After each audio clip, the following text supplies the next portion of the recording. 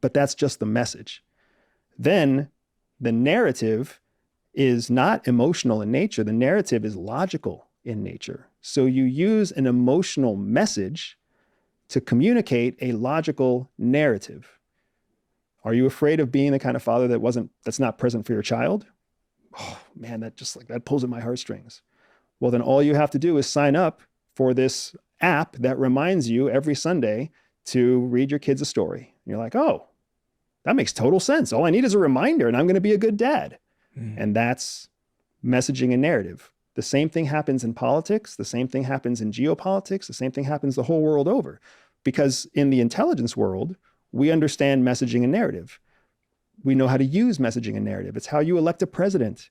It's the reason that Saudi Arabia went to war with Iran over Yemen. Like it's everybody understands at a national security level the idea of creating a message or a narrative using emotional messaging. But when it comes to business, people don't get it yet. They haven't learned that lesson yet because they've all been taught through an MBA program or something else that you sell toothpaste by creating more toothpaste with brighter colors on more shelves.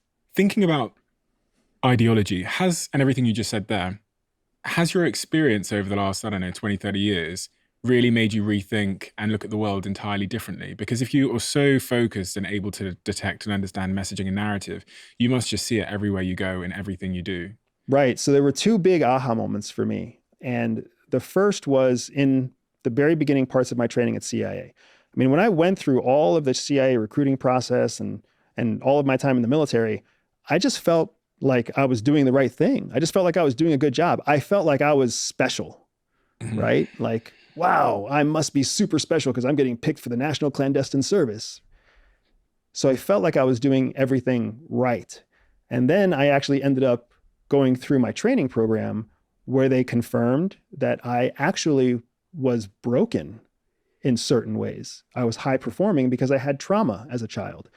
I lie and I steal and I have no problem with sociopathy because I'm not mentally healthy, right? Like that's basically what they confirmed. Like you're wired in a certain way that's really useful, but you're actually not neurotypical. You're not successful in the way that you thought you were successful, but you are still very useful.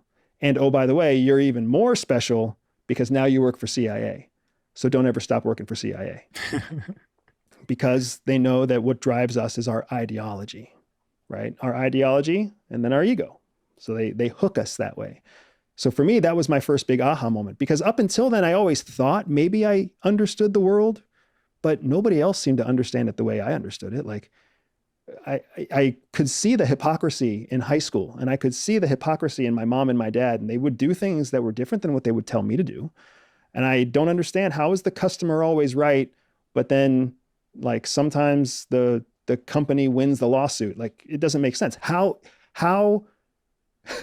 is there a legal structure, but criminals don't go to jail if there's a legal structure? Like I remember seeing it all and thinking that it didn't make sense, but never actually being confident enough to say anything about it because it was a secret and